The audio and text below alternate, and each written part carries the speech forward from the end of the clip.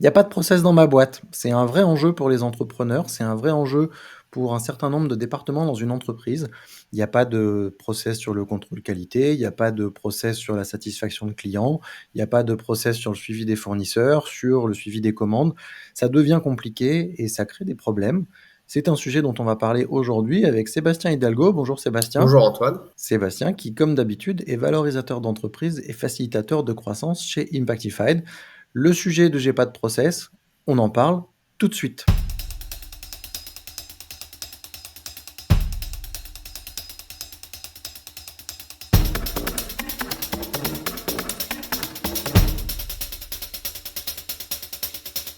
Alors Sébastien, le sujet des process, tu vas pouvoir nous expliquer pourquoi c'est important dans une entreprise. On a souvent des gens qui nous disent ouais mais les process, moi je veux laisser la part à l'humain, et, il faut pas que les gens se transforment en machines au bureau. Est-ce que c'est une bonne manière de voir les choses? Et on va parler de symptômes, on va parler d'idées reçues et on va parler de conséquences. Première chose, à quoi ça sert d'avoir des process dans une boîte? Pour que l'entreprise ne repose pas sur les épaules d'une seule personne, il est important d'avoir des process et de pouvoir continuer de faire avancer l'entreprise et le business, même quand son dirigeant est pas là, ou même quand le responsable des ventes ou de l'atelier n'est pas disponible. Les symptômes qu'on va pouvoir voir, ou les commentaires qu'on va entendre plutôt, ils vont être assez variés, mais en fait, ils vont toujours tourner autour du fait qu'il manque quelque chose. On va avoir, un entrepreneur qui nous dit: «Mon contrôle qualité, ça a été complètement foireux, on a failli perdre un client ou on a perdu un client, on a besoin de comprendre pourquoi». Ça va être un restaurateur qui dit: «J'ai une friction entre, le service de l'après-midi et le service du soir parce que quand j'arrive avec mon chariot, il y a les assiettes qui font cling, cling, cling, cling. C'est insupportable pour les gens, je perds mes clients à ce moment-là, j'ai un trou d'une heure dans mon service». C'est la personne qui est en charge du contrôle du service après-vente, par exemple, qui va dire: «Mais en fait, on n'est pas en mesure de gérer les clients efficacement quand il y a un problème parce qu'on n'a pas eu le deal qui avait été signé par le service des ventes à l'origine. Donc on n'est pas en mesure de tracer et de garantir la promesse qui a été faite». Ça part toujours d'une friction. Effectivement, ça part toujours d'un problème que va exprimer le client, dont on n'a pas forcément conscience, ou en tout cas un mécontentement qu'il va exprimer, et d'un blocage que va rencontrer finalement l'équipe. Le client exprime un mécontentement, et en fait, ça va être un mécontentement qui est parfaitement légitime, mais quand vous interrogez les salariés, ou quand vous regardez vous-même ce que vous avez pu faire, vous allez vous dire, bah ouais, mais en fait, j'ai pas pu, j'ai été bloqué à tel ou tel point, justement parce que il y a une information qui n'était pas disponible, que ce soit pour mon service ou que ce soit directement pour moi. L'enjeu fondamental d'avoir des process, c'est de pouvoir déléguer. C'est ça. On entend souvent des gens qui vous disent je ne peux pas déléguer tel ou tel aspect. Ben ça, finalement, c'est une croyance limitante. C'est partir du principe que qu'on est indispensable à un moment dans le process. Alors que finalement, pour que l'entreprise tourne, il n'est pas nécessaire qu'il y ait des personnes qui soient 100% indispensables. Le chef de l'entreprise, s'il a besoin de partir en vacances ou s'il a besoin d'aller se faire soigner parce qu'il est gravement malade, il faut que son entreprise continue à tourner. Et donc, si il n'a pas délégué correctement, si il n'a pas prévu en tout cas ces délégations-là et ces délégations aussi de pouvoir à certains des membres de son équipe, forcément, ça ne va pas fonctionner sans lui. Si on prend un exemple concret, ça veut dire que le chef d'entreprise qui a besoin de partir en vacances ou partir se faire soigner, il a besoin d'avoir des gens sur qui il va déléguer, par exemple, le contrôle qualité ou par exemple la stratégie marketing. Donc il va avoir un directeur du marketing et un directeur du contrôle qualité. Mais de la même manière, le directeur du contrôle qualité ou le directeur du marketing peuvent tous les deux avoir besoin d'aller se faire soigner ou de partir en vacances. Donc eux-mêmes vont avoir un intérêt à avoir un process qui va être en place, qui va permettre à quelqu'un dans l'équipe de pouvoir suivre, même si le directeur n'est pas là. Donc ça permet de faire de la transmission d'informations et de la délégation, de la prise d'autonomie à différents niveaux. C'est ça. Plus on monte dans les strates de l'entreprise, moins il y a de monde. Et donc, il faut que la quantité de tâches qui soient propres à ces personnes-là soit limitée. Et ça passe par Oui, l'écriture d'un process. oui, donc il y a deux points en fait. Il y a un, documenter. Donc quand on a besoin de commencer à réfléchir en termes de process, il faut documenter les choses pour que ça soit trouvable par les uns, par les autres, par les nouveaux, par ceux qui sont de près ou de loin concernés par le sujet. Et puis il y a un deuxième point qui est que Le process, il peut être très, très opérationnel au sens, d'abord on fait ça, ensuite on fait ça, ensuite on fait ça et à la fin on vérifie que 1 + 2 + 3 ont bien été faits avant d'envoyer le paquet, pardon. Mais le process, ça peut aussi être une question de décision. C'est-à-dire qu'au niveau du leadership de l'entreprise, le process de décision en lui-même peut avoir été structuré autour d'un comité exécutif avec, 1, 2, 3 directeurs qui vont être en mesure de décider quand le patron n'est pas là. Et dans l'un cas comme dans un cas comme dans l'autre, le process va être soit décisionnaire, soit opérationnel. Mais il va être documenté et cadré. Et surtout, l'intérêt qu'on va y trouver aussi du fait que ce soit correctement documenté, justement cadré, c'est est-ce que à chaque avancement du dossier, je suis obligé de prévenir et d'informer toutes les personnes impliquées, ou est-ce que ça peut se limiter à un nombre de personnes prédéfinies pour éviter de faire perdre du temps à tout le monde sur des informations dont ils n'auraient pas besoin. Oui, donc là, tu rentres directement dans les outils que nous, on utilise finalement pour, structurer cette organisation de l'information et de la prise de décision. Sans trop rentrer dans ce sujet-là, la conséquence de tout ça, c'est quoi? Il y a pas de process. Qu'est-ce que ça veut dire? Qu'est-ce que ça va avoir comme impact sur l'entreprise? La conséquence la plus visible, c'est cette sensation de manquer de temps en permanence. C'est-à-dire qu'on manque de temps, on prend du retard sur les sujets. Encore une fois, parce que le fait qu'on n'ait pas ces process, ces systèmes qui sont quasi automatiques, qu'on a l'habitude d'utiliser, qu'on ne sait pas comment s'y prendre quand il va manquer quelqu'un, on va tâtonner parce que en fait, on n'a pas un document propre qui nous dit vers quoi je dois m'orienter quand je rencontre telle ou telle situation. La conséquence la plus visible, ça sera ça. Ça sera des tâches qui d'habitude prennent peu de temps, là en prennent davantage. Donc je perds du temps et si je perds du temps sur ces tâches-là, je prends du retard sur la suite.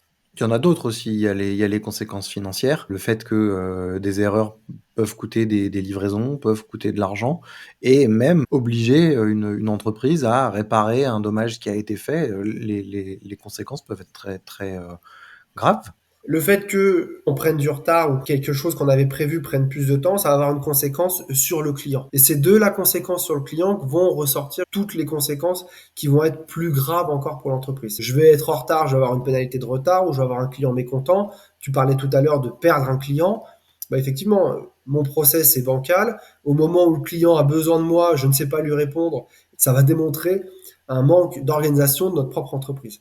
Les gens qui nous regardent, bon, on vient de leur donner, un certain nombre d'éléments sur lesquels ils peuvent mettre le ou les doigts, mais si on voulait résumer, la question qu'il faut se poser, le test, qui permet de se dire qu'on a un problème de process, c'est quoi? Quelque chose de très terre à terre, très facile à déterminer. La première façon de faire, ce serait de poser la question à ses clients. Quels sont les points de non-satisfaction? Quels sont les points sur lesquels vous pourriez vous améliorer? Même un client qui est globalement satisfait finira par trouver un sujet sur lequel, ah ouais, tel jour, je vous ai appelé, vous avez peiné à me répondre, ou sur telle situation, t'en parlais tout à l'heure, je vais manger, puis j'entends le chariot qui fait quick, quick, quick, ça me tape sur le système. Si vous posez pas la question à ce client-là, jamais vous en parle de chariot. Par contre, si spécifiquement vous dites, OK, trouve-moi un sujet sur lequel je peux m'améliorer, il va identifier tous ces petits points d'agacement qu'il a rencontrés, qui vont pas mettre en péril globalement ce que vous proposez, mais qui méritent que vous portiez votre attention dessus. Donc le premier test, c'est de se dire: «Quelle est l'expérience de mon client?»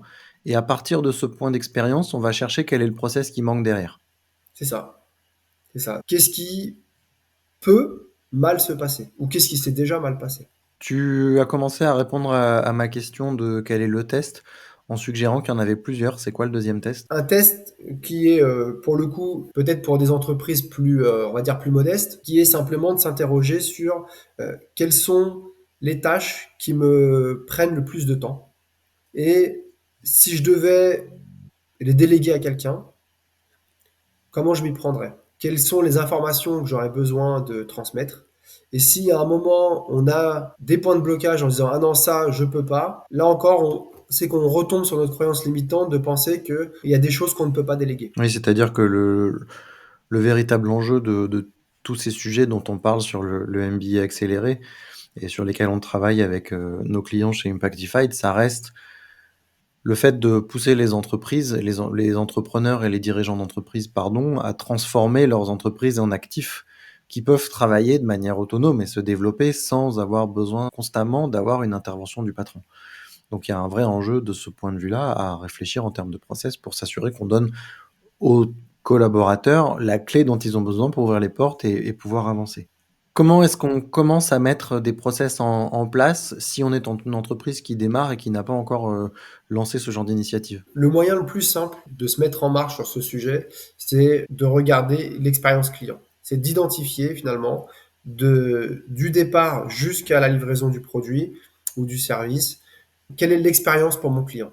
Identifier tous les points de contact entre l'entreprise et le client et regarder de manière très objective, est-ce que ce point de contact est satisfaisant pour le client? Est-ce qu'il est simplement passable ou est-ce qu'il est franchement médiocre? C'est-à-dire que il y a des choses à faire, il y a des choses à améliorer et de cette expérience client, on va pouvoir déjà ressortir un process en parallèle. Qu'est-ce que ça signifie pour mon entreprise et comment je vais pouvoir documenter tout ce suivi, toutes les différentes étapes qui vont faire qu'à chaque fois que le client a une friction avec l'entreprise, ça se passe le mieux possible. Qu'est-ce qui a besoin d'avoir été fait en amont? Qu'est-ce qui va devoir être fait en aval de ce point de friction? C'est des sujets qui peuvent être pris soit avec des entreprises qui sont de taille, de petite taille ou de taille moyenne et qui démarrent, dans le sens où finalement, on a besoin à un moment ou à un autre de commencer à déléguer et d'automatiser un certain nombre de choses pour gagner en efficacité et donc on peut aller demander l'avis du client et le jour où on est une entreprise qui commence à scaler vraiment ses activités et à passer au niveau d'après, on peut commencer à jouer avec des facilitateurs, des gens, comme nous finalement, qui ont la capacité à poser des questions qui viennent de nulle part ou qui viennent de l'extérieur en tout cas, mais qui permettent de dire: «Bon, le parcours client, la manière dont on travaille, on a l'impression que c'est une ligne continue dans laquelle tout le monde sait ce qu'il a à faire, mais en réalité, quand on demande aux collaborateurs dans une boîte quel est le parcours client, tout le monde a son idée et donc ce qui devrait être une ligne se transforme en quelque chose d'assez n'importe quoi esque, qui nous amène à un point, c'est sûr, à la fin, mais avec des tas de rebondissements, un peu comme dans un bon bouquin. Donc l'enjeu, quand on grossit, devient de dire on va faire une cartographie de tout ça. Et on peut pas le faire en interne, il faut passer par quelqu'un de l'extérieur pour ça. Un autre sujet aussi, est-ce que c'est pas de se dire, et c'est notamment le cas pour des entreprises en début de croissance, moi en tant qu'entrepreneur, moi en tant que directeur des ventes, moi en tant qu'exécutif et dirigeant, quel que soit le niveau dans l'entreprise, j'ai besoin de plus de temps pour moi, je n'arrive pas à tout faire. Donc, quels sont les process que je pourrais finalement automatiser en interne, que ça soit de la compta, que ça soit de la gestion de mail, que ça soit des tâches routinières qui finalement n'apportent pas de valeur au quotidien, mais qui pourraient être automatisées. Alors, quand on veut maîtriser quelque chose, on va essayer de l'enseigner. C'est un principe qui est utilisé en éducation. Et finalement, quand je veux déléguer mes tâches, ma difficulté va être de communiquer qu'est-ce que j'attends de telle ou telle tâche. C'est-à-dire que tu parlais de gestion de mail, je veux déléguer ma gestion de mail, mais finalement, la personne à qui je veux déléguer ma gestion de mail va avoir besoin d'un certain nombre d'informations pour savoir comment prioriser les mails. Là-dessus, il y a trop d'entrepreneurs qui pensent qu'ils sont clairs dans ce qu'ils disent et qu'il suffit à la personne, en fait, ils ont l'impression que la personne va lire dans leurs pensées. C'est pas compliqué, ça paraît tout à fait logique, ma façon de raisonner. Et en fait, ça l'est pas du tout. Et c'est justement quand on va vouloir déléguer, expliquer concrètement, factuellement, qu'est-ce qu'on attend de la personne, qu'il va falloir pouvoir documenter. Si j'arrive pas à écrire un texte clair qui exprime clairement ce que j'attends de la personne, si j'arrive pas finalement à rédiger un process, la personne de l'autre côté, elle va me rappeler 3 ou 4 fois par jour pour me poser la question de et ça comment je fais et ça comment je fais.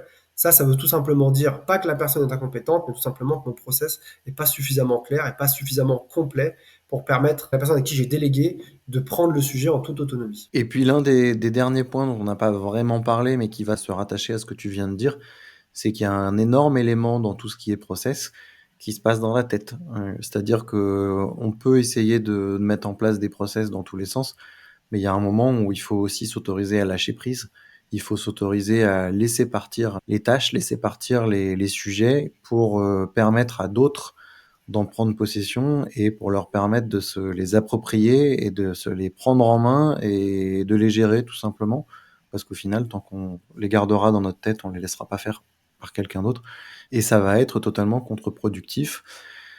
Ça nous fait donc plusieurs éléments. Ça nous fait des éléments d'expérience client, ça nous fait des éléments de tâches, de routine, ça nous fait des éléments de mindset. Et tous ces éléments-là, eh ben, si vous voulez pouvoir les creuser, comme d'habitude, il suffit de prendre contact avec Sébastien et les autres valorisateurs d'entreprise et facilitateurs de croissance d'Impactified. Et puis nous, ben, on vous retrouve dans la prochaine vidéo. Salut Seb. Salut! Hey, psst, si vous avez trouvé cette vidéo utile et à votre goût, alors pensez à laisser au moins un like et un petit commentaire en dessous. Et puis tant que vous y êtes, profitez-en pour regarder les autres vidéos de la chaîne pour toujours plus d'astuces pour scaler votre business et faire de mieux en mieux. Et puis moi, eh ben, je vous retrouve dans la suivante. À la prochaine.